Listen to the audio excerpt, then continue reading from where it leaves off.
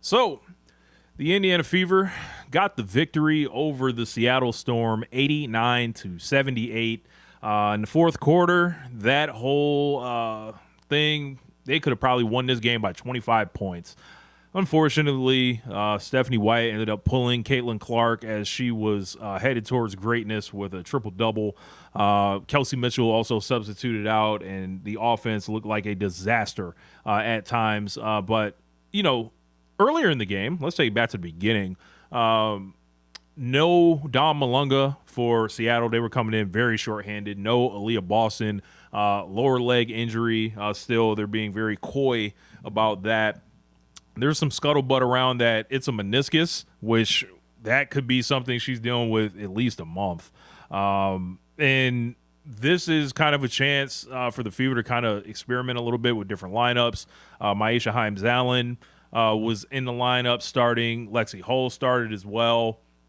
Looks like Caitlin is giving an interview right now. But, yeah, man, story of the game for me, nearly a triple-double for Caitlin Clark, 21 points, 7 boards, and 10 assists, 24 minutes only, 5 of 10 shooting, 9 of 9 from the line, and that really just shows that she's kind of getting that respect, I would say, through the physicality now, to where this is another dangerous element for the Indiana Fever. Kelsey Mitchell did not have a great shooting night, 8 of 18, 17 points. She did get 2 assists, though, breaking the streak of 2 games where she had no other stats than scoring. She stole the ball as well. There were a couple moments in the game that I thought that she, could have tried to make another play, but, it is what it is. I've been liking the Himes-Allen minutes. I wasn't really initially too excited about her jumping on the team originally, but I think she kind of works as somebody that's a wily veteran that kind of knows the league, knows the physicality, and knows that it runs through stars. And Billings was kind of rough today, only 4 points for her. Lexi Hull with 9, Sophie Cunningham, 17 off the bench. That's kind of where the Aliyah Boston points kind of went today. She was only 1 of 5 from 3, though, which was kind of shocking. She kind of got a lot of backdoor stuff down low, and it was good to see her block a shot, and she had this hilarious reaction to it. But yeah, there were some earlier parts in the game, like Caitlin Clark was kind of arguing with Stephanie White, it seemed a little bit. Maybe, a few other people. There's kind of, a little bit going on right now with, the thoughts of Stephanie White and, how it relates to Caitlin. I didn't love the fact that she pulled her. Could have got that triple-double, but, apparently, she didn't want to risk injury or anything like that. So, I guess we'll live with it, but anytime you got a chance to do, a triple-double, I feel like you should kind of take it. There's been so few of them in league history. Caitlin extends her lead of 20-point triple-double, 20-point, 10 assists games, as a leader all time from it. So that right there was like something that I think, is pretty notable. The Storm are, not really, a great squad here. Looking at, what they did today, it was really Natisha Heidemann, just throwing up shots.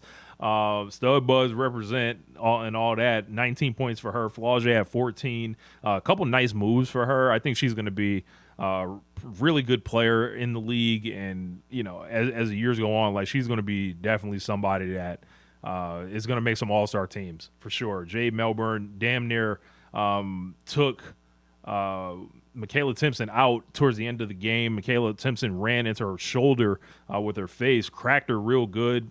Melbourne's an Australian, so a little bit of physicality doesn't bother her at all. Leslie Brown also had got, knocked around as well. Zia Cook, she came out there, and she was really taking it kind of personal.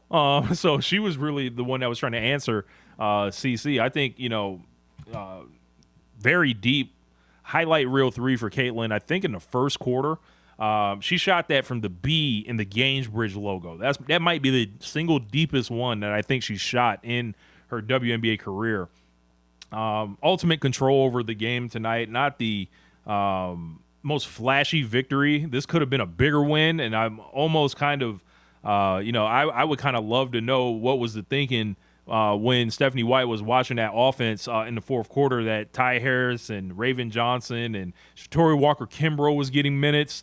Demiris Dantas was in the game. Like, they were running these horror lineups out there, like just like film, like horror film lineups essentially. And it was like, brother. Somehow, even though she missed more shots than she made, Kelsey Mitchell was a plus 21. Plus minus is a weird stat sometimes, but it is what it is on how that goes sometimes. But I think it's good to be 2-2. I'm not jumping for joy because I feel like we gave at least one game away that we lost already between the Wings game and the Mystics game. That Mystics game, they were trying to give it back to the Fever, and they just couldn't take advantage of it. Aliyah Boston being out is going to have major implications on this team.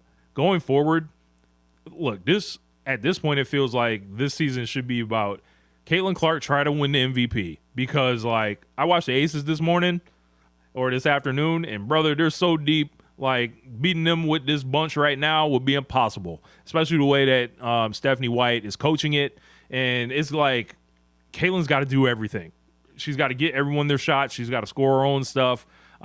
They were walking the ball up a lot, running, just this half-court offense. They never got into that CC ball, I would say, that, they were playing in the fourth quarter. Now, was some of that with Ezzy Magbigor being out as well as Dom Malonga? Sure. That probably has something to do with it. They were just in control of this game and under no real, kind of threat at all. But they are going to see Portland on Wednesday. They probably won't see much of a threat from them either. But when they're in there with good teams again, this ain't going to cut it. And I don't care who doesn't want to hear this or anything, but they have not sufficiently scouted talent. Like, Justine Passat has to get a look at some point. And just from a sense of, like, foul trouble, as well as, floor spacing, like, she's going to be, of value for sure. So going forward, I think Kelsey and Caitlin are going to have a lot, to really carry on their backs. But I think Caitlin's up for it. I think she has pretty much, like, I loved how, like, the commentary just broke down the stupidity of the turnover stuff that the dumbest amongst us can't seem to, figure out. I don't know. Maybe one day they'll get it, but by that time it'll be a bunch of first-team All-WNBAs and MVPs and, stuff that, individual awards and championships eventually. All that stuff will already be on the table. They'll still be talking about turnovers, like, and they will just wonder why everyone pretty much why this player is beloved, why they're a big star. I saw something like 14 million views on that game tying 3-pointer on the same night as that 45-point game from Asia Wilson that may have had, like, I don't know, I think it was like 800,000 or something like that. The motion's different, man. It's just different. Yeah, man. So solid win, I would say, for the Fever over your Seattle Storm, but didn't really show me anything for the big picture except that, it might be a stat hunt season for Caitlin, like with, Boston out, for who knows how long. If it's a meniscus, if she actually has to lay on that table and let them, shave that knee off, that meniscus stuff stinks. Like, one of my best friends, like, he had to deal with a meniscus. That's like, it could be down for 3 months, before you're back up and ready to go. So it could be up until August. And then the season goes up until September. So we're going to have a lot to possibly deal with if it's that. And it really will bring in questions about Unrivaled. These players coming back with these injuries. Do you want to try to pull your players from Unrivaled at this point? But I don't know. Let me know what you thought of the game in the comment section. Stephanie White, did she sabotage the triple-double? Let me know because I'm not happy about it, and I'll get over it eventually, but it's just something else that I'm going to be thinking to myself, like, damn, could have had one, could have had something notable, could have broke the timeline a little bit more, could have got people a little bit more sick that can't already deal with it.